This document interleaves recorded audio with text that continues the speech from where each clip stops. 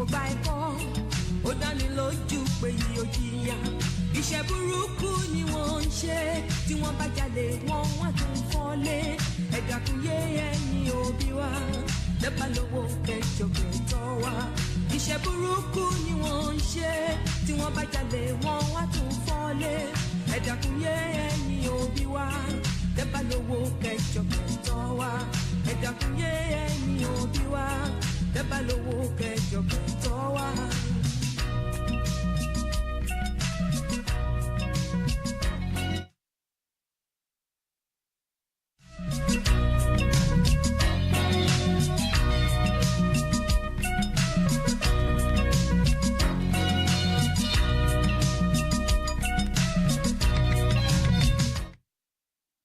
Nobody cares how much you know until they know you care.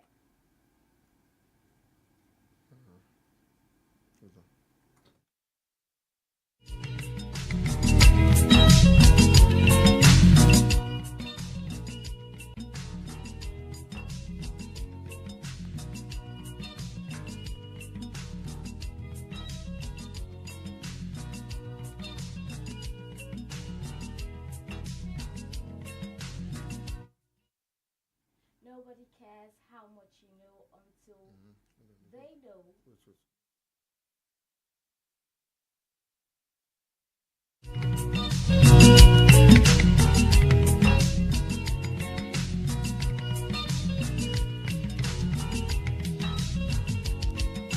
Bàtà mi á dún kọ̀ọ̀kan. Bàtà mi á dún kọ̀ọ̀kan. Bàtà rẹ̀ á dún kọ̀ọ̀kan. Bàtà wa. Nobody knows how much you know until they know how much you care.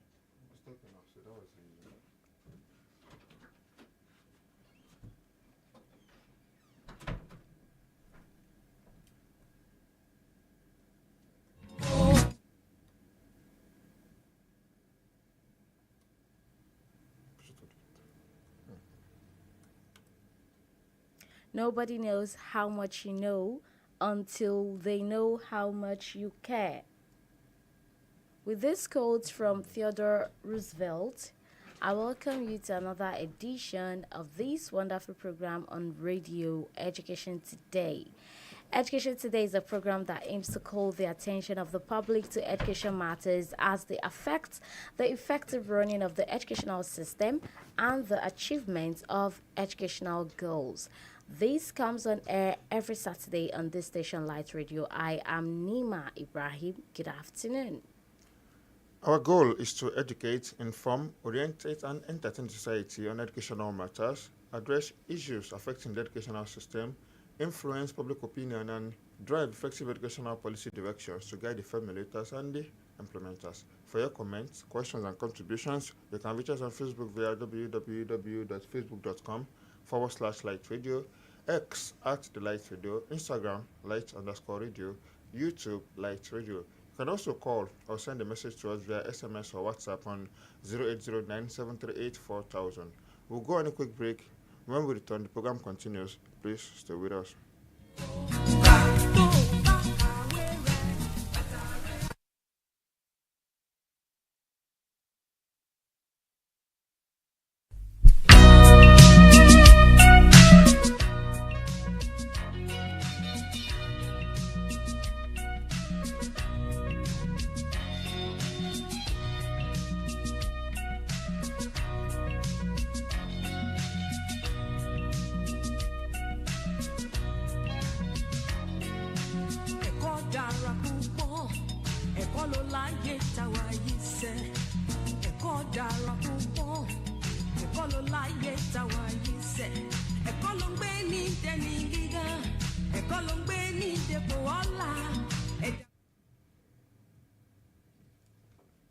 If you just joined in, you are listening to Education Today on Light Radio. And first, we kick off with the news segment.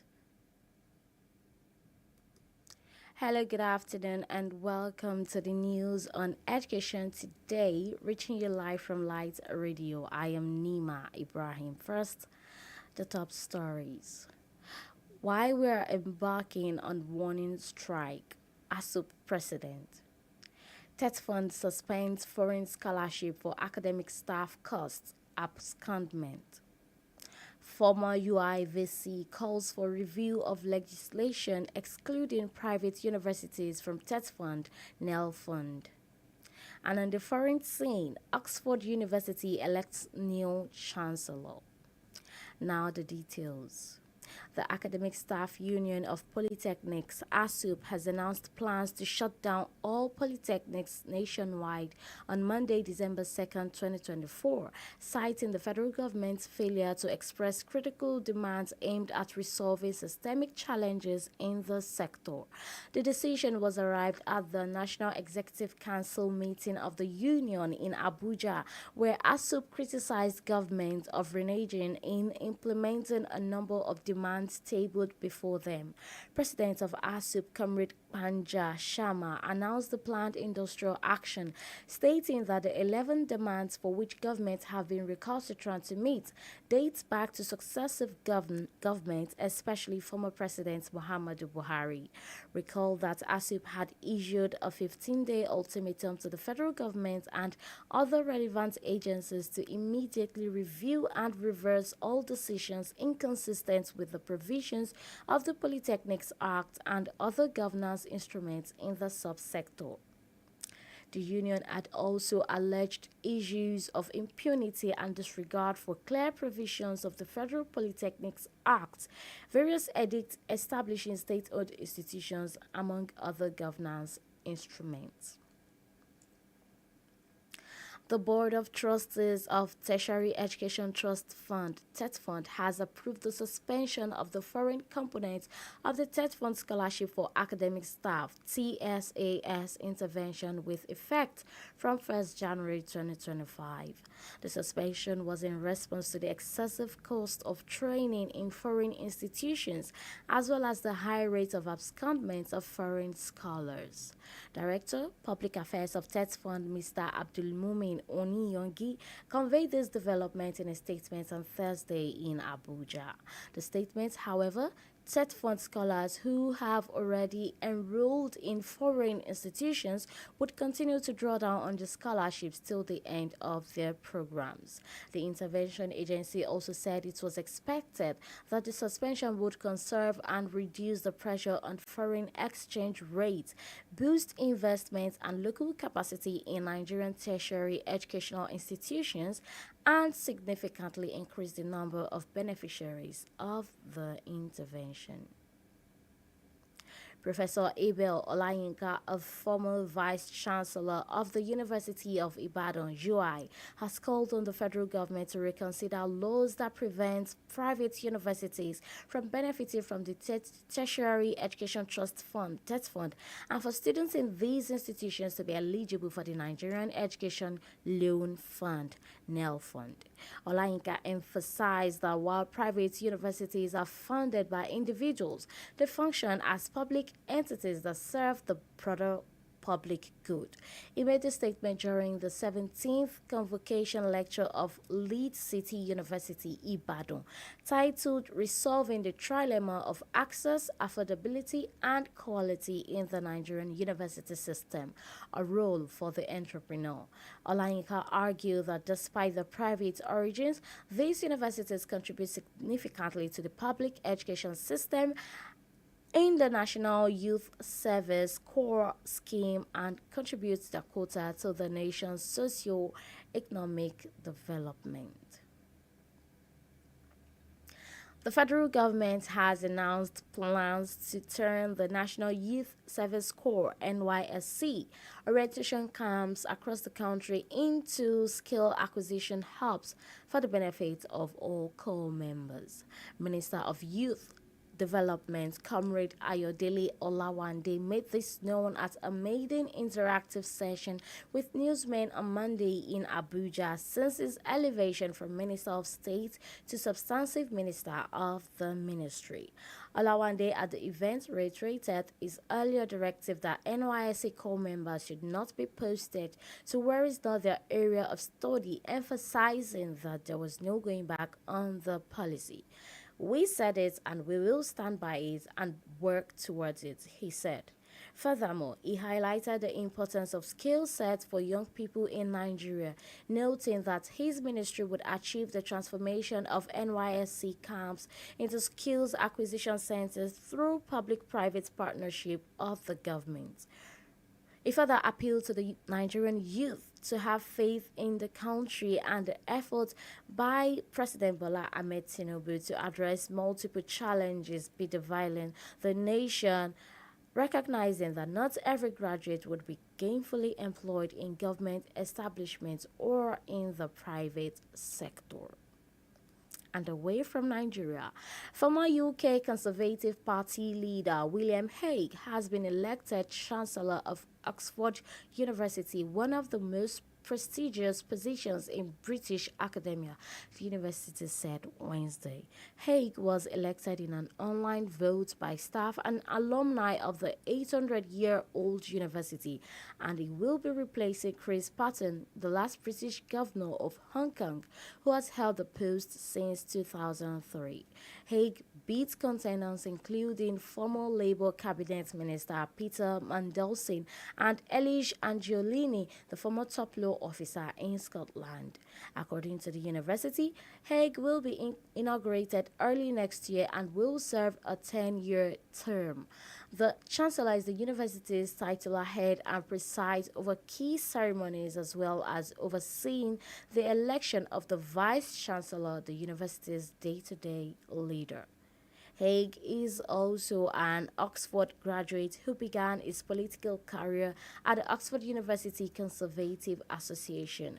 Elected Conservative leader at the age of 36 after the party lost power to Labour in 1997. He resigned after the party's thumping election defeat in 2001. That's all on the news for today, but before we go, a quick recap of the top stories. Why we're embarking on warning strike, says ASUP President. Tech Fund suspends foreign scholarship for academic staff cost abscondment. Former UIVC calls for review of legislation excluding private universities from Tech Fund, NEL Fund. And in the foreign scene, Oxford University elects new chancellor. That's the news, which was compiled by Nima Ibrahim and edited by OLUBUNMI KAZEEM.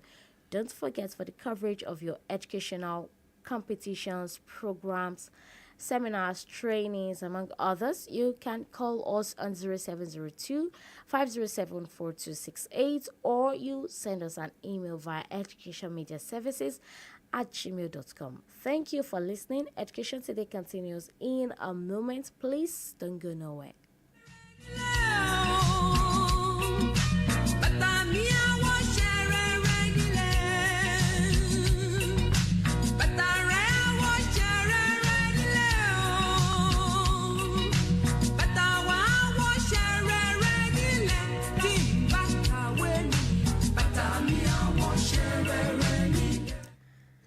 Welcome back, and that's all we can take on the news for today. Right now, we'll take the icon of the week with my humble co-host, Said. Good afternoon once again, Said. Good afternoon, Emma. Thanks for the news. That was enlightening. Thank you. All right, you have the floor. You are welcome to the Icon of the Week segment, where we consider the life and times of individuals that lived inspiring lives and contributed immensely to the educational development in the world. I am Said Ademu. Our icon for this week is Professor Akinwumi Ishola, a renowned Nigerian playwright, novelist, actor, dramatist, culture activist, and a scholar. He was known for his writing in and promoting the Yoruba language. Akinwumi Ishola was born on December 24, 1939 in Ibadan, Nigeria. He attended Labode Methodist School and Wesley College before studying at the University of Ibadan, Nigeria's Primary University, where he earned a Bachelor of Arts in French. He later bagged an MA in Yoruba Literature from the University of Lagos in 1978. After obtaining his Master's in Yoruba Literature, he commenced academic work as a lecturer at the Obafemi Awolowo University, Ile-Ife, where he was eventually appointed professor in 1991. Ishola wrote his first play, Efun Shetan Aniwura, between 1961 and 1962, while still a student of the University of Ibadan. This was quickly followed by the novel Oleku, which was later turned into a movie. He also wrote a play entitled OLUBUNMI, published in May 1938 by Onibon Oje Press and Book Industries Nigeria Limited. In 1986, Ishola wrote and composed the college anthem that is currently sung in Wesley College, Ibadan. He went on to write a number of plays and novels. He broke into broadcasting, creating a production company that has turned a number of his plays into television dramas and films. Though he claimed my target audience are Yorubas, Ishola also wrote in English and translated to Yoruba. He spent his lifetime producing works that promoted the Yoruba language. Other than Efun Shetan Aniwura, Oleku, his other popular works include Iyalode Ibadan and Tinubu Iyalode Gba 1970, and Madam Tinubu, which he wrote in 1998, Ogun Imide, which he wrote in 1990, and Belly Bellows, which he wrote in 2009, and of course Herbert Macaulay and the Spirit of Lagos, which he wrote in 2009. As an actor, he was known for Agogo War as an Ifa priest, Shawo Shegberi in 2005, The Campus Queen, which he acted in 2004 as Professor, and of course Thunderbolts Magun as Professor, Brass Bells in 1999 as Babalawo, Efun Shetan Aniwura in 1981, and again Efun Shetan Aniwura in 2005. On the 4th of May 2015, his book, Herbert Macaulay and the Spirit of Lagos, was staged at the Performing Arts Theatre of the University of Ilorin in Kwara State. It was directed by Adams in Yoruba at the Adekunle Ajasin University, Akungba Akoko, Ondo State, that spoke eloquently of his firm belief in the promotion of the Yoruba language as well as one's mother tongue. Ishola's contributions to Nigerian literature and culture were recognized with several awards, including the National Merit Award and the Nigerian National Order of Merit in the year 2000. He was also a fellow of the Nigerian Academy of Letters and a visiting professor at the University of Georgia. Professor Akinwumi Ishola was married and had 4 children. He passed away, sadly, on February 17, 2018, at the age of 78. His legacy continues to inspire new generations of writers, actors, and scholars. That's it on the Icon of the Week segment for this week. I remain Saeed Aremu. Education Today continues shortly. Please stay with us.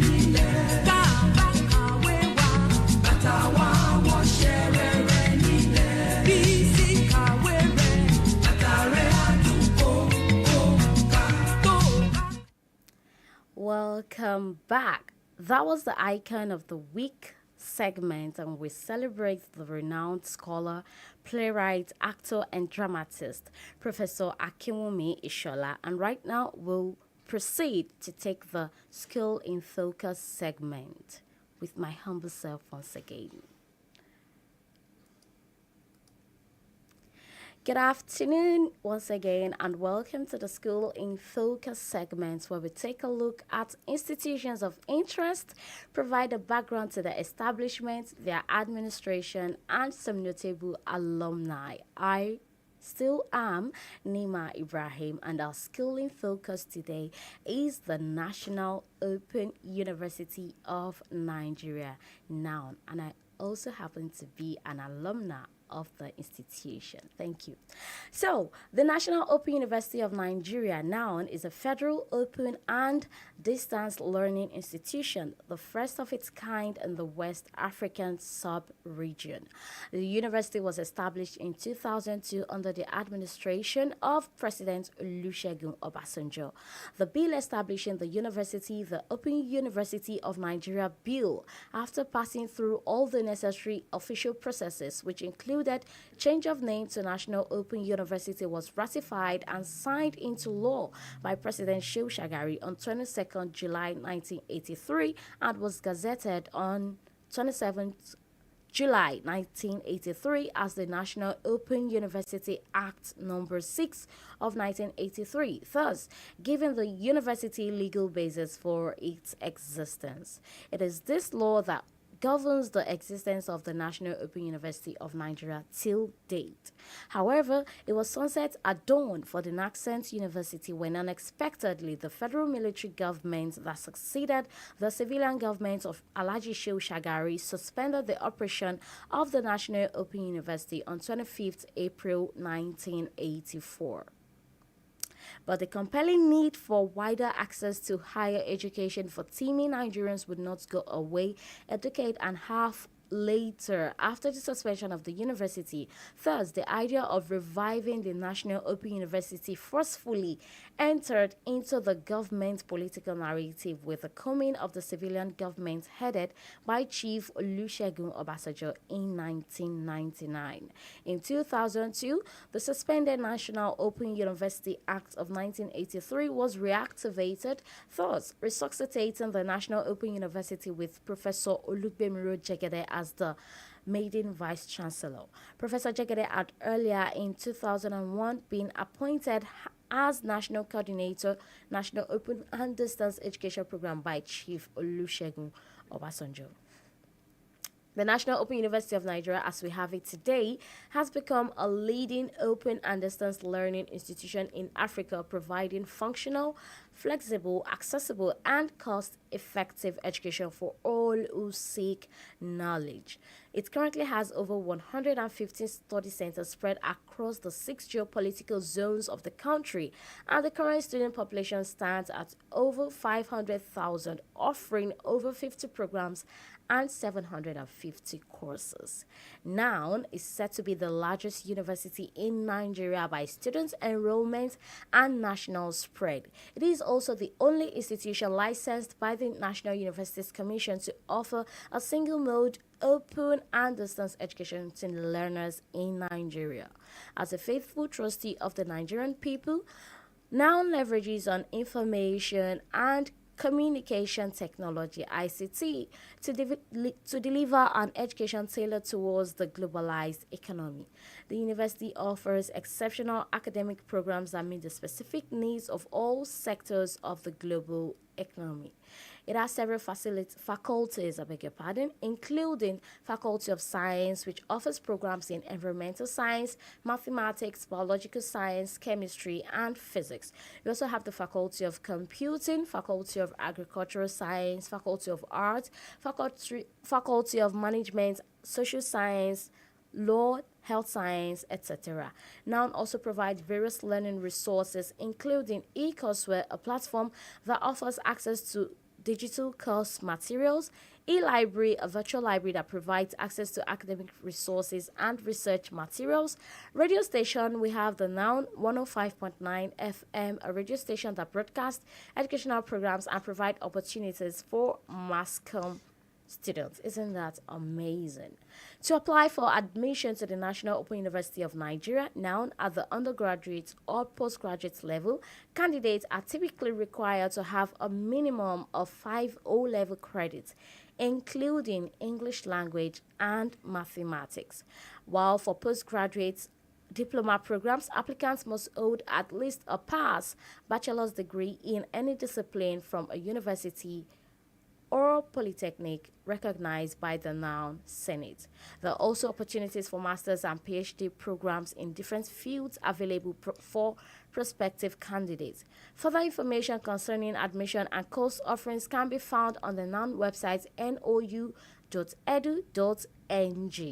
The university also offers a step-by-step guide on how to register for courses and access learning materials. A prominent alumni of the university is the former president Olusegun Obasanjo himself, being a PhD graduate of the institution. And that's it on our School in Focus for today.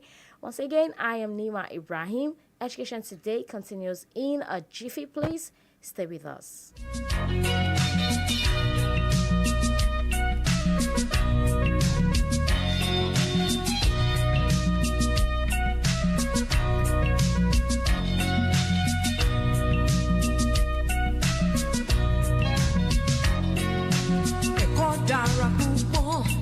Ẹ̀kọ́ ló láyé táwa yìí sẹ́, ẹ̀kọ́ dára púpọ̀. Ẹ̀kọ́ ló láyé táwa yìí sẹ́, ẹ̀kọ́ ló ń gbé ní dẹni gíga, ẹ̀kọ́ ló ń gbé ní dépò ọlá. Ẹ dákun yé ẹ̀yin òbí wa, tẹ́ bá lówó kẹjọ kẹtọ́ wa. Ẹ̀kọ́ ló ń gbé ní dẹni gíga, ẹ̀kọ́ ló ń gbé ní dépò ọlá. Ẹ dákun yé ẹ̀yin òbí wa, tẹ́ bá lówó kẹjọ kẹtọ́ wa. Ẹ dákun yé ẹ̀yin òbí wa, tẹ́ bá lówó kẹjọ kẹtọ́ wa.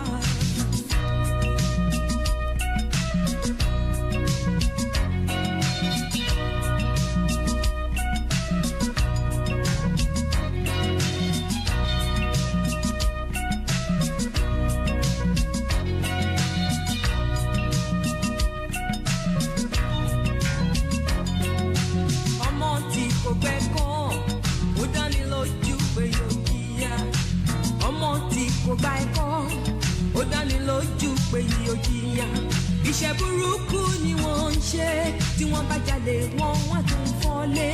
Ẹ dákun yé ẹ̀yin òbí wa, tẹ́ bá lówó kẹjọ kẹtọ́ wa. Iṣẹ́ burúkú ni wọ́n ń ṣe, tí wọ́n bá jalè wọ́n wá tún fọ́lé. Ẹ dákun yé ẹ̀yin òbí wa, tẹ́ bá lówó kẹjọ kẹtọ́ wa. Ẹ dákun yé ẹ̀yin òbí wa, tẹ́ bá lówó kẹjọ kẹtọ́ wa.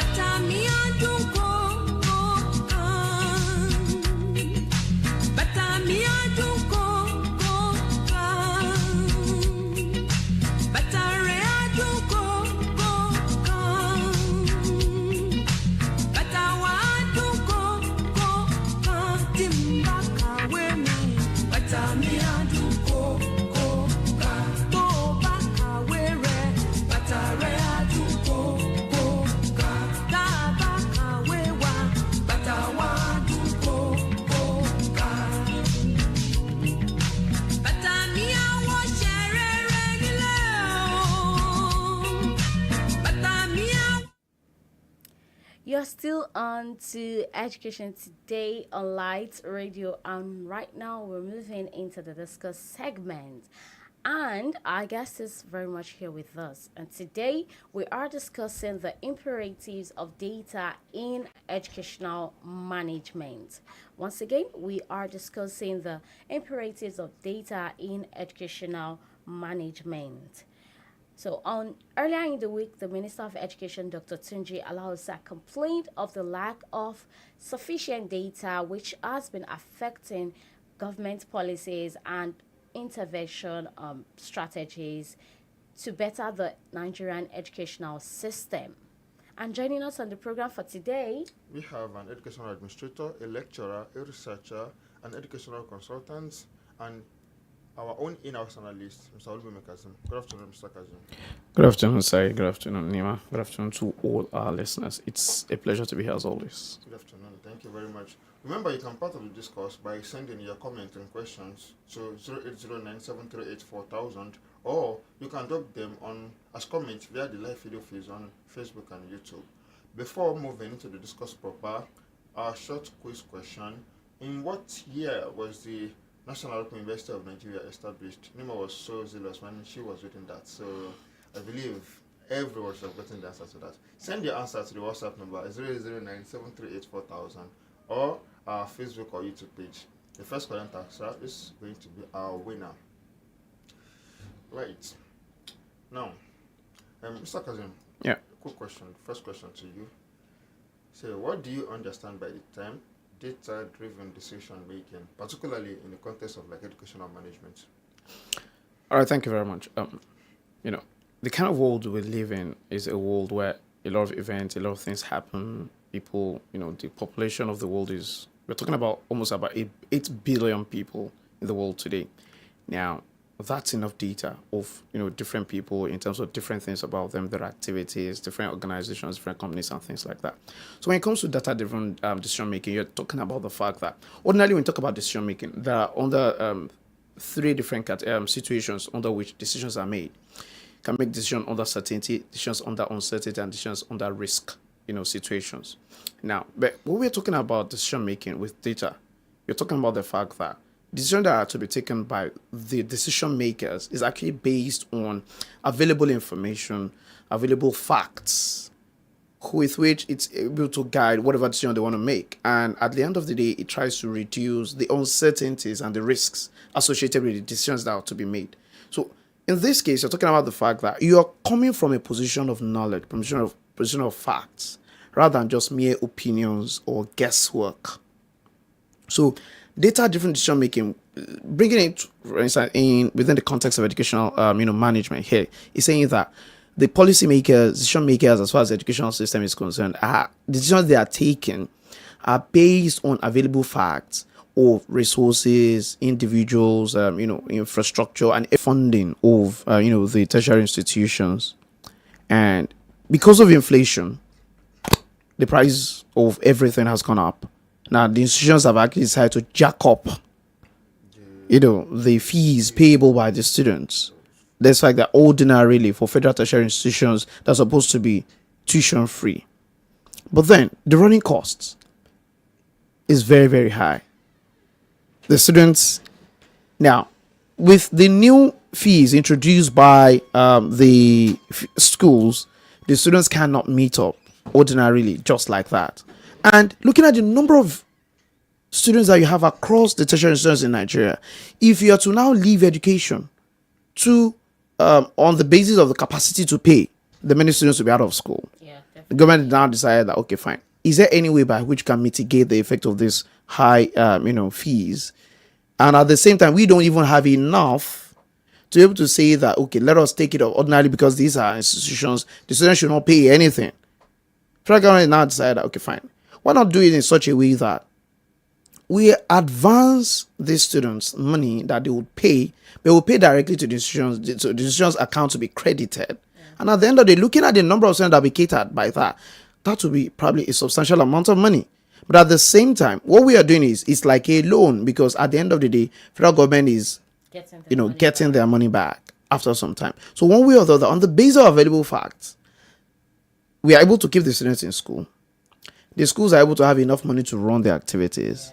And at the end of the day, the government, one way or the other, is seeing that as an investment in the education of those students, which it will be able to recoup back, some years, after some years. So one way or the other, it becomes a win-win for all the parties involved. Now, it's on the basis of available data that how many students can we cater for? How many institutions do we have? Are we looking at? Then how much are we looking at? I'm considering in this case. And how much will it take off the government, one way or the other, that the government can comfortably give out in the interim, so that at the end of the day, the government's resources is not strained. The schools are also able to, run their programs effectively. And for those who are, students who don't have enough, perhaps there are parents that cannot really, sustain them in school, then they are able to get that. So that's what we're talking about. All right. That's actually very crucial and it's a very clear explanation. Thank you. And you can take your question. Yes. So the next question is, you already cited the Nigerian Education Loan Fund as an example of, an instance where a data-driven decision making has led to a great output. So can you cite another example where the data-driven decision making has helped the Nigerian education system? Quickly, another example. Okay, let me just quickly go down memory lane for those of us who probably are conversant with the educational system in Lagos State.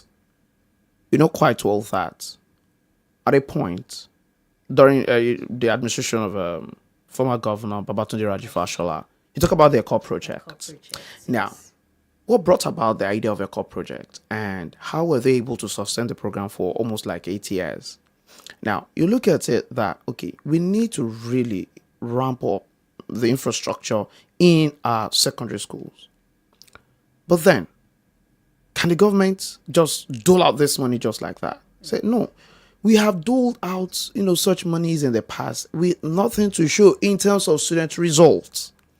Here is a state government that sponsors the SSCE of SS3 students within, the state schools. Now, looking at the number of students that are registered and the performance metrics that they get at the end of the day, the resources government is investing in registering such students for the examination is not commensurate with the performance results. So at the end of the day, they decided, okay, fine. Can we come up with a performance-based criteria for funding education? So that at the end of the day, we need to get the statistics of the number of students that are currently in SS2. There must be a qualifying examination that they would write to move to SS3. We will now look at the performance. And at the end of the day, on the basis of the yardstick or the performance, how will I put it, indicator that was set, the performance standards that we set, that it's only those who are able to meet up with the performance standards in that examination that eventually promote to SS3. So that at the end of the day, we are sure that out of those that are moving to SS3, that would eventually pay for their SSCE, one way or the other, at least we will have over 60%, pass in the examination. At least that would worth the while in terms of the investment that the state is making. And eventually you would see the performance. A lot of students started repeating in SS2 and that made them sit tight of the national cake. No, actually that is an eye-opener, because I think I was a beneficiary of that particular project, and it's been almost how many years now. I had no idea it was called ECO project. Well, wait, just shows the importance of data really planning. To the next question, Mr. KAZEEM. I'm thinking, right, we want to ensure, which is actually quite important, that we want to collect this data, but we want to be sure that data we're actually collecting reflect the realities of what is actually going on, right? So how do we ensure the accuracy and reliability of data collected in educational institutions? I think one of the ways by we can achieve that is to actually have multi levels of a vetting process, so that at the end of the day, there are quality assurance mechanisms for the data we are collecting. So we're not just collecting data for the sake of collection, so that people can just come in, bring in different kinds of names and different kinds of things like that. Now, so at the end of the day, you're talking about the fact that, the institutions will submit, the government must also have its own agents on ground in terms of officers that will actually vet, that information. Then there are some other things that you also need to, consider. Now, look at, you're submitting these names. We can reconcile that with the number of the data of students that we actually got at the point of enrollment in that school. So it's not just someone from another school that's actually been brought into a new system. Like, when did this name actually come into, the data of, the enrollment data of that particular school? Then beyond that is also the fact that if there are different, sets of people that will actually view it, see that it will, instead of probably just one person, when you have multi-levels of verification processes, then it reduces the rate at which such, data collection, process is actually probably tampered with or, altered. Are you with me? So I believe that if there are multi-level checks and on the spot verification process, so it's not just the fact that, we have submitted, we have collected, but then unannounced visits, unscheduled visits, and some other, ancillary data. For instance, if you're saying that, okay, this is number of students that I want to register for this exam, you look at it, how many classes do you have? What's the average class size that you have in your school? How many teachers ordinarily do you have? How many classes do you have? How many arms? Or for instance, SS1 do you have? SS2 do you have? That you now say this eventually is actually a number of people that are actually moving to SS3, for instance. Or that you look at probably universities, like the way you are talking about the NEL fund now.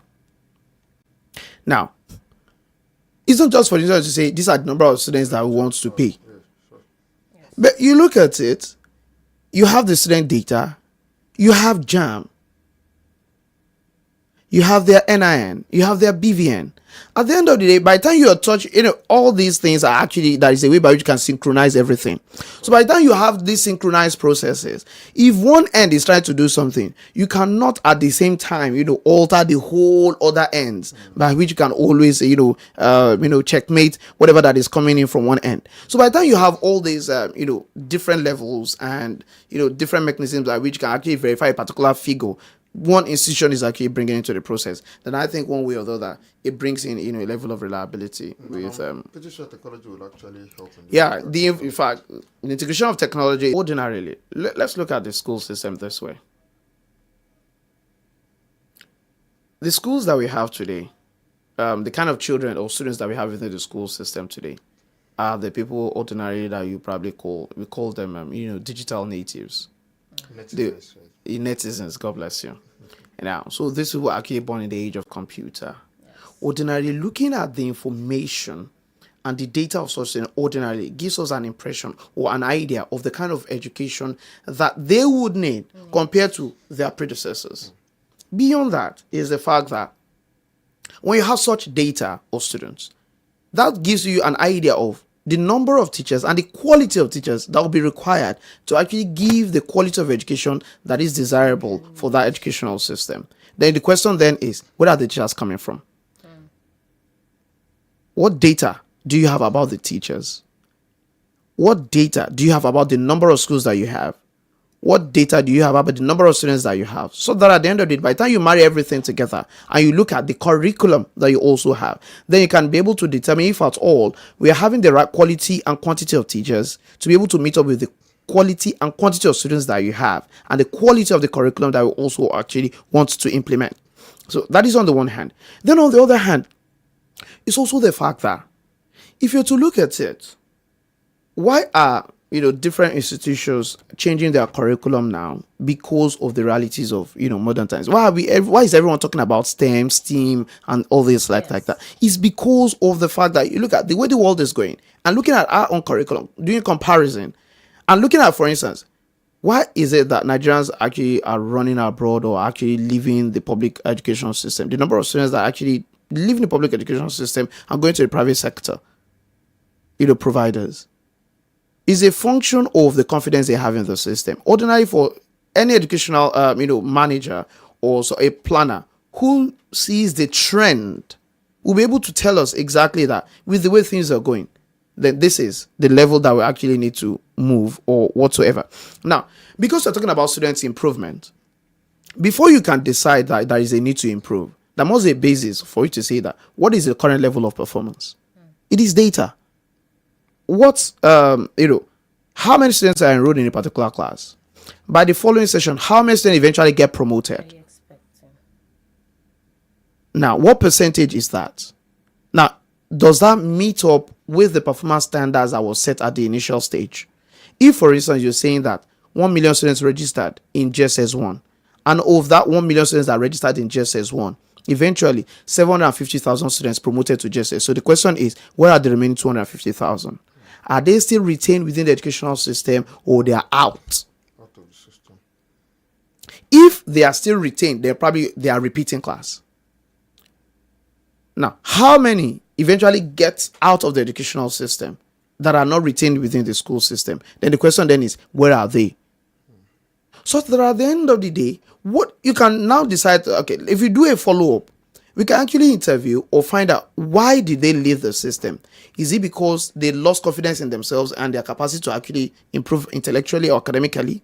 Or because they are frustrated with the way probably they are being taught, or the educational system is being managed, or probably because they don't even have the financial capacity to be able to continue, or other resources. I never thought like so. By the time you put all that together, you'll be able to know exactly how do we come in. It's not just for you to say that, oh, teachers are not doing well. It's not just about teachers. Could it even be probably an issue of security?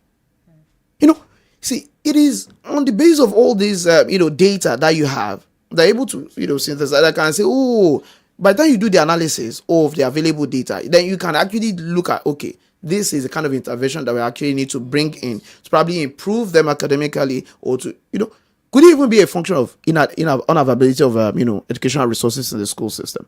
Because sometimes we only blame teachers and we don't look at what exactly the teachers have at their disposal to be able to implement the contents of the curriculum, or to actually teach. So all the schools are lacking. The teachers are not magicians.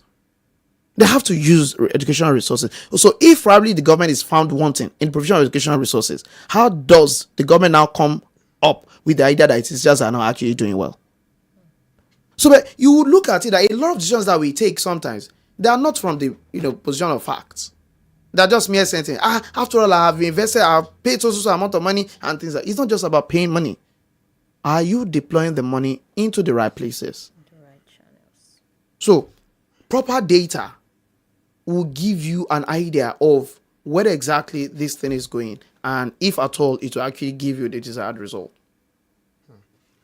That question particularly, I like its multidimensional nature, right? Because even beyond like this school system, like you said, maybe we have students that for some reasons have been like withdrawn or have been removed out of the system. Can we still take the same education to them even outside like the system? I remember there was the interactive video instruction, also an initiative started by government about to Fashola, where there was like a video program to primary school pupils. Yes. And we did that for a couple of years. Even during the COVID-19, we could students were at home. We don't really necessarily have to like stop learning per se. So there will probably still be a way. We have the data where they will be and so just like a follow-up question to that. What do you think are some challenges of data collection and usage in education management in Nigeria? Well, thank you very much. Well, there are different challenges that we have with data. First is actually the fact that are we actually even documenting appropriately record-keeping process? Because if you're actually not taking the right records, then you won't get the right data that you need to work with. That is on the one hand. Number two is also the fact that do we have the resources in terms of probably human and material resources needed to actually, work on, this data? Because if you don't have trained people as data collectors or data analysts, then that will be a problem. Again, is also the function of the accuracy of the data that is collected.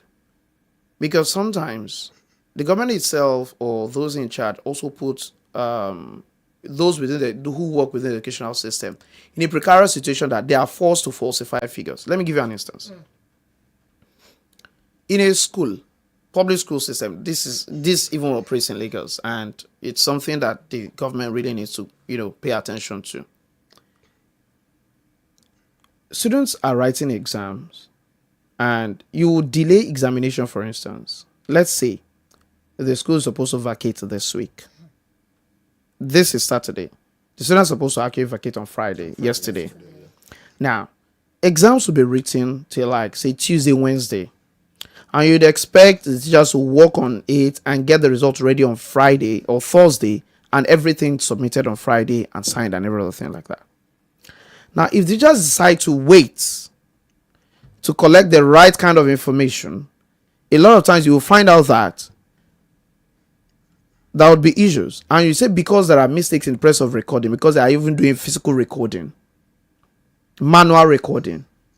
If there are mistakes, you reject it.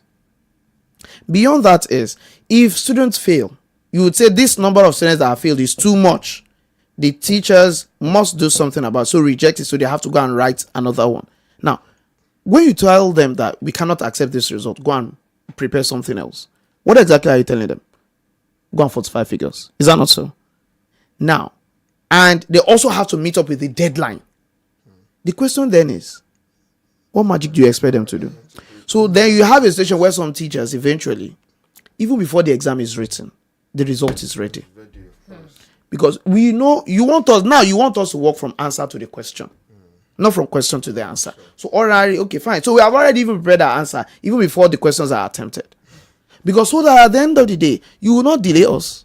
And at the end of the day, you also not reject whatever you submit. If you submit something that is factual, you would reject it. So invariably, you don't want the truth. So we'll give you what you want. That's also a problem. Because at the end of the day, you are not getting the accurate data. And without accurate data, you will now imagine some students, you meet them in primary 6, you meet them in secondary school, and you wonder, how did you promote from primary 1 to primary 2 if you cannot even write your name? You cannot write your address, and you are in SS3. You cannot express yourself in a simple sentence without any grammatical error. So then the question is, how did such a person promote? But some people have actually been responsible for the promotion of such a child over the years, because government itself, it has what it wants to hear. Then again, it's also the fact that, are we also really interested in this culture of working with data? Because at the end of the day, if you look at it, someone will tell you that this data, no, if you release this kind of data, it do not favor our party. So at the end of the day, so see, they are not working with figures. They feel like, no, it is not on the basis of data. What is that? This is what we want. Our government, we have promised the people that will do this, even if available data does not support that particular policy or decision. But since we say this is what we want to do, we have already promised that we cannot tell them that is no longer possible. So at the end of the day, what then do you now do? You falsify, figures just to prove that that particular policy that you have introduced is the best and is working effectively. I'll give you an instance. There was this time that in Osun State, when they introduced the appointment. The what? Appointment. Okay. By former Governor Aregbesola. Now, they showed the newsmen, every student now has it. And that's a lie. It's only selected schools, selected classes, and selected arms of such classes in such schools that eventually actually have access to that appointment. Do you understand that? So at the end of the day, but then they celebrate it everywhere as if, and eventually, even some of those students, because they had issues with the government and things like that, and the results that are actually being churned out, some of them even decided that we'll go away with the appointment, will not return it. And the government cannot even come out to complain. Now, what has become of appointment? What has become of the appointment in Osun State now? It has been jettisoned because they knew quite well that all that they are doing is just a facade. Just wanted to make the headlines, sing the praises of the governor is doing well, when exactly they know that it's a lie. So, by the time you have all this, these are some of the issues that people have and that which affects data, especially if the data does not support probably the direction at which the government is going. So the politicization of data is something else that we also need to look at. You ask yourself, why is it that till today we don't have a functional census data that we can work with in Nigeria? How then can we plan recognized as a mega city? And one of the requirements of even becoming a mega city is that you must have a population of over 10 million. And you are saying Lagos is now 9 point something million. Then you are not serious. Actually, And at the end of the day, it's disputed. So, but then we have all these, parochial interests coming into even the, the data that we are even collecting. It becomes a problem when planning for such a population, and that's, part of, the issues that we have. Yeah, we'll go on a quick break right now. Education Today continues in a moment. Please stay with us. Ẹ̀kọ́ dára púpọ̀, ẹ̀kọ́ ló láyé táwa yìí sẹ́. Ẹ̀kọ́ dára púpọ̀, ẹ̀kọ́ ló láyé táwa yìí sẹ́. Ẹ̀kọ́ ló ń gbé ní dẹni gíga, ẹ̀kọ́ ló ń gbé ní dépò ọlá. Ẹ dákun yé ẹ̀yin òbí wa, lẹ́bàá lówó kẹjọ kẹtọ́ wa. Ẹ̀kọ́ ló ń gbé ní dẹni gíga, ẹ̀kọ́ ló ń gbé ní dépò ọlá. Ẹ dákun yé ẹ̀yin òbí wa, lẹ́bàá lówó kẹjọ kẹtọ́ wa. Ẹ dákun yé ẹ̀yin òbí wa, lẹ́bàá lówó kẹjọ kẹtọ́ wa.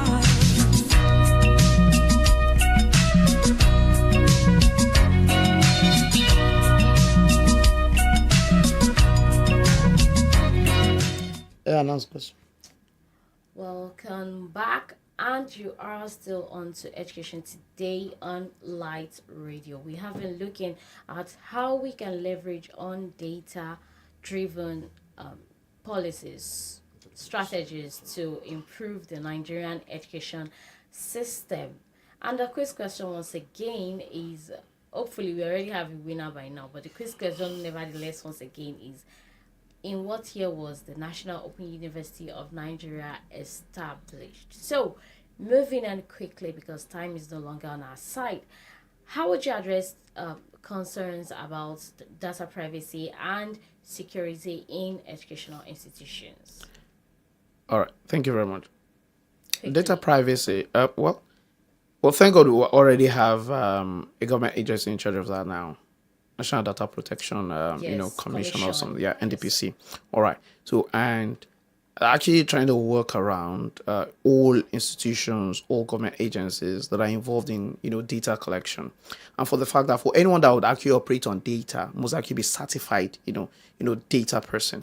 So that at the end of the day, we don't just jeopardize the information that we have on the people. That's number one. Then number two is also the fact that for data privacy, and I think this one now, means that the data collection process and storage, as well as processing, apart from being automated, must be handled by professionals who would sign data privacy agreement, for their jobs. But at the end of the day too, these institutions, especially these agencies, there is a need for us to actually also synchronize our data so that we can reduce the rate at which we continue to collect different kinds of data every now and then from people. I'll give you an instance. Look at Nigeria today. Same government will tell you, you want to do JAM, collect your biometrics. You want to do election, collect people's biometrics, election registration.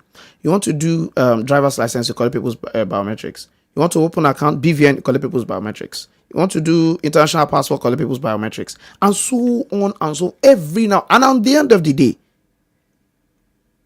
these things are not synchronized.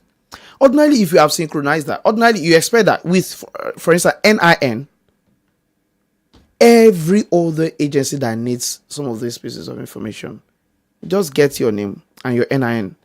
Ordinarily should probably reveal some details about you. If they now feel that there is a need to actually update one or two things there, from their own back, by the time they do that update, you should actually go across board.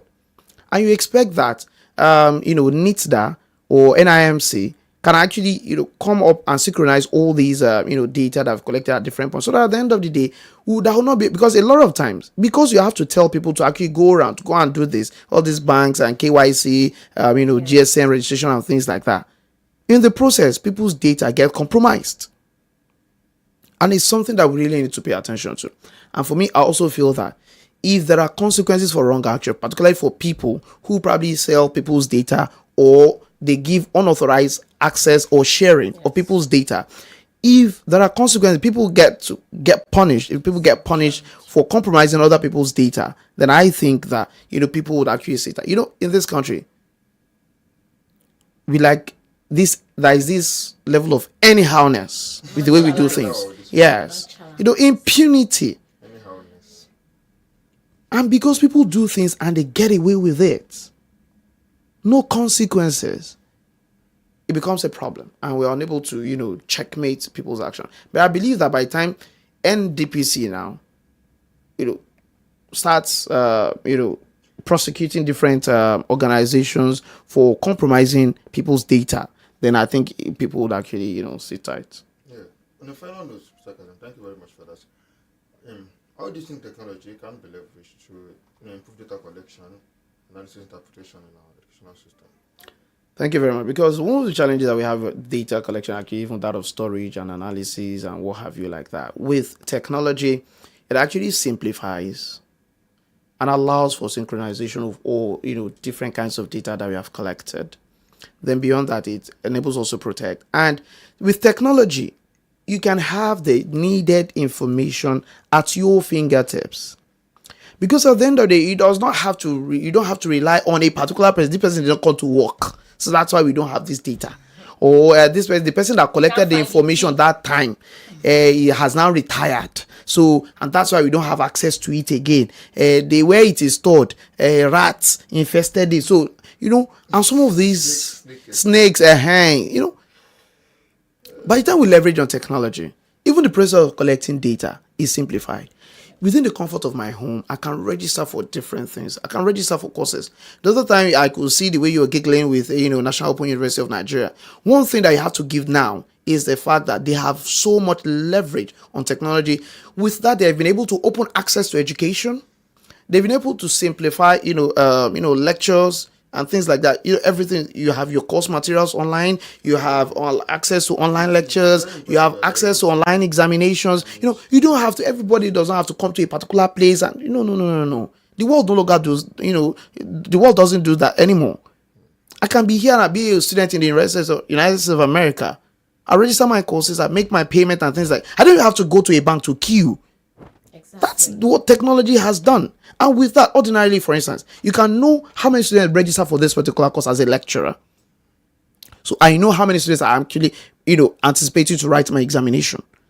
And I know that with technology, I can set my exams, I can administer my exams, I can mark my exams, everything with technology. I can prepare my results, prepare my lecture notes, everything is available.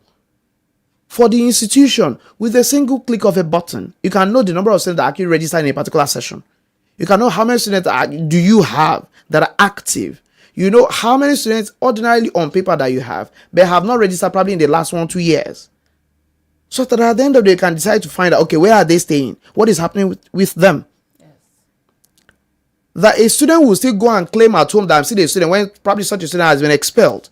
But ordinarily, probably at the point of registration, you already have emails or probably their sponsors or next of kin and things like that. So with anything that has happened to that student, with a single click of a button, they're also getting reports of what is happening to the student. Yeah, this student eventually has graduated, or so we cannot claim that I'm still in school.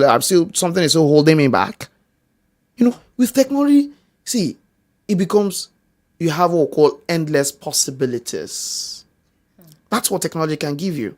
And at the end of the day, for decisions that you want to take, look at how easy it is now. Students enroll for the NELFON student loan program in the comfort of their homes, with their systems, with their phones and everything like that. You enter your matric number on the system and it pulls up your information from your institution, because there is always a touch at the back end within the repository of the institution and that of NELFON. At the end of the day, they've onboarded all the information of that institution on the NELFON platform. So a student that is not a student in a particular school cannot come and claim that I'm a student and I want to apply for student loan or any other thing like that.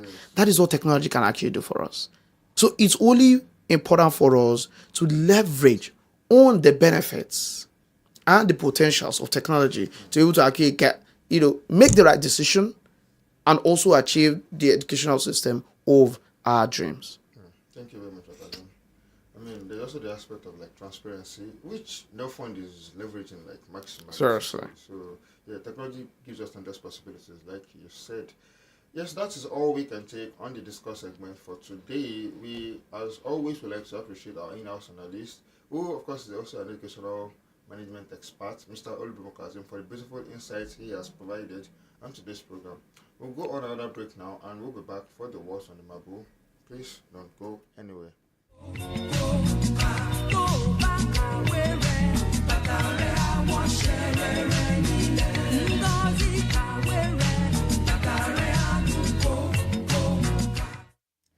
Welcome back, and you're welcome to the Words on the Marble segment of Education Today, where we take a look at memorable quotes that are educational as well as inspirational to everyone. And today we have a quote from Christopher Reeve.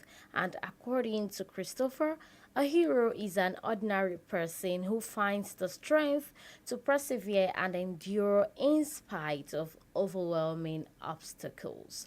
That's our words on the marble for today. Know that life is not a bed of roses, agreed.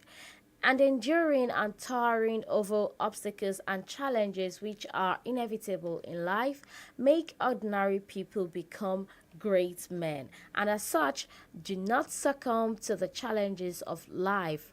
Rather, remain undaunted, stay the course, and you will overcome in the end. So, Sai, do you have any winner For to our